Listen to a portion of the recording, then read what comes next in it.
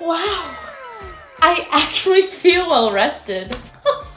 You know what I love more than anything in this world? If you guessed these guys, you would be 100% correct. But a close second would definitely be sleep. Hey, wait a minute. Oh, I thought you left.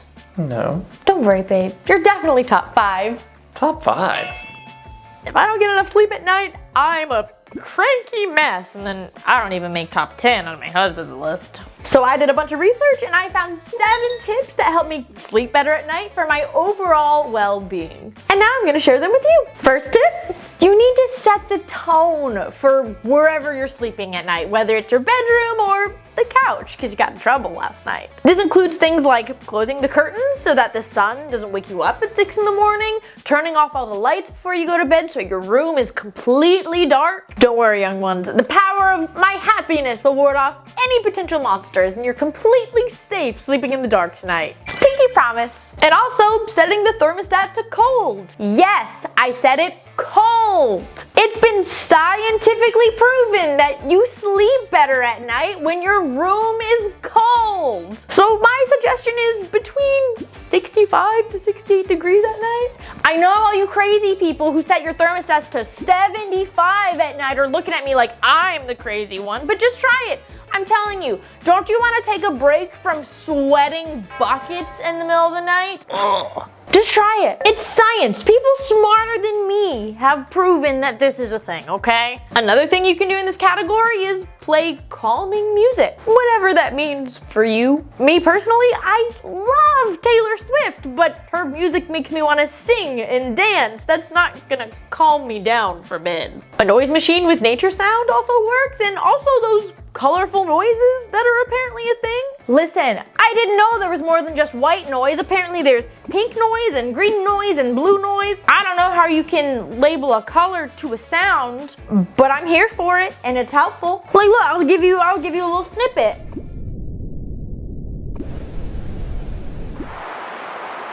I'm telling you, even just hearing those for a couple seconds, I feel my brain relax. And again, all of these are suggestions, whatever works for you and your body and your household. I can't force you to do anything. Tip 2, manage your worries. Managing your stress or things going on in your life before you go to bed helps you sleep better. When you're sitting in bed and you're just thinking about things you have to deal with or things that are stressing you out, it just makes your heart race and then you're tossing and turning because you can't calm down and then you're not gonna sleep well. Something you can do before bed is mindfulness meditation. It teaches people to accept their thoughts and manage their emotions so that they can sleep better at night instead of worrying about confronting Susan at the office tomorrow. If that doesn't work for you, something else that tends to help people is journaling, taking a little diary and writing things down that are going on or worrying them or stressing them out. That helps some people. Again, not for everybody. If you're someone who writing just isn't for you, that's okay. I'm the same way. Another option would be to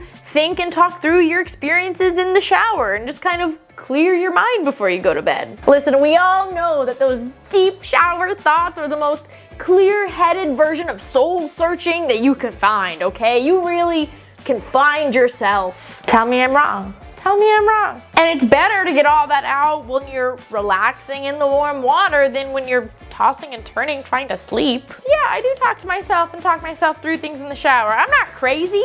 It's helpful. Okay, maybe I'm a little crazy, but it's not the point. You know what I mean, okay? It's fine. Tip 3. Okay, this tip is about blue light exposure, and just hear me out for a second. I know what you're thinking. We all know that experts in the sleep field are like, hey, you should really put your computers and TVs and phones away a couple hours before you go to sleep because the blue light exposure keeps you up, okay? We know that's a thing, and most of us ignore it anyways. Because they're right, but a lot of us, including me, we just don't want to put our devices away. A lot of us sit there in bed playing on our phones and then just put it away. It's just not realistic for some people. So I highly recommend compromising with your body. Get some blue light glasses that you can wear while you're watching TV or playing on the computer, playing on your phone right before you go to bed. It reduces the amount of blue light exposure your body has before you go to sleep, and that will help you sleep better. These are blue lights, but they're also prescriptions, so they're like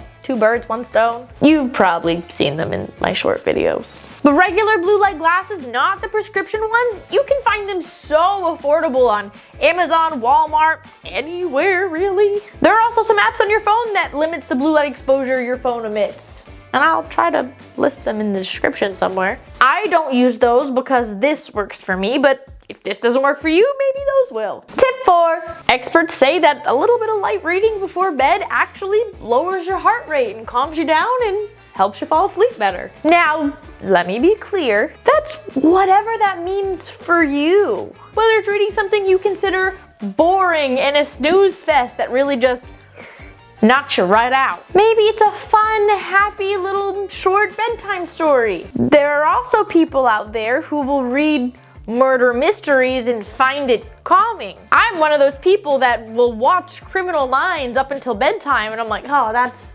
soothing. Yes, we're crazy. We know. Yes, I know TV, book, it's different. I am aware. But for me, if I'm thinking of a storyline, as long as it doesn't include real life people that I know, that'll put me to bed real quick.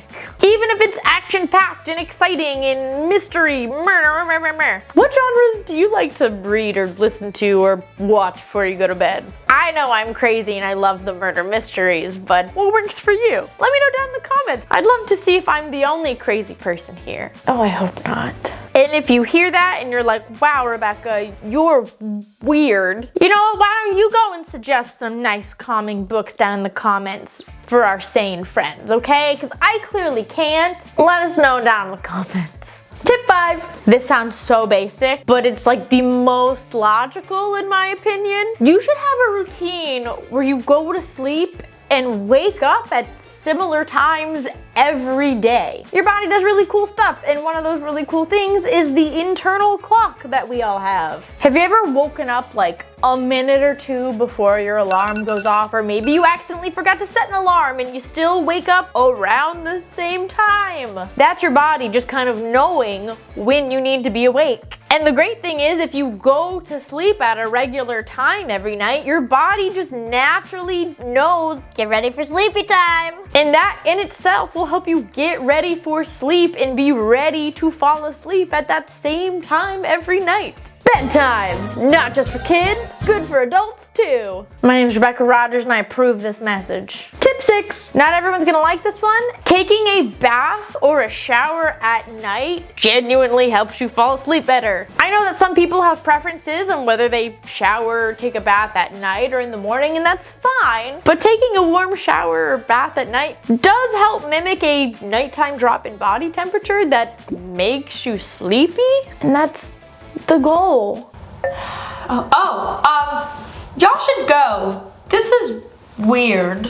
And if you're adamant about, no, Rebecca, I'm someone that likes to shower in the day, that's fine. You can just stick your feet in a little bowl of warm water and it'll do a similar thing. Last one, tip number 7. What you eat and drink at night is important. Being both too full or too hungry at night is gonna put your body in a lot of discomfort and keep you from falling asleep. Also, drinking too many liquids before bed is just gonna wake you up in the middle of the night because you have to go pee. So staying away from big meals before you go to bed is gonna be really helpful. But also, if you're super hungry, having a little bit of snack just to kind of curb that hunger ache, that's also gonna be helpful. Again, it's about balance and compromise. These are 7 tips that I've been researching for me to have a better overall well-being and sleep schedule, and I hope they're helpful to some of you guys also. Whether you try all of them or pick and choose, again, it's all about what works for you and your body and what you're willing to implement. My only hope is I've made a difference in somebody's life.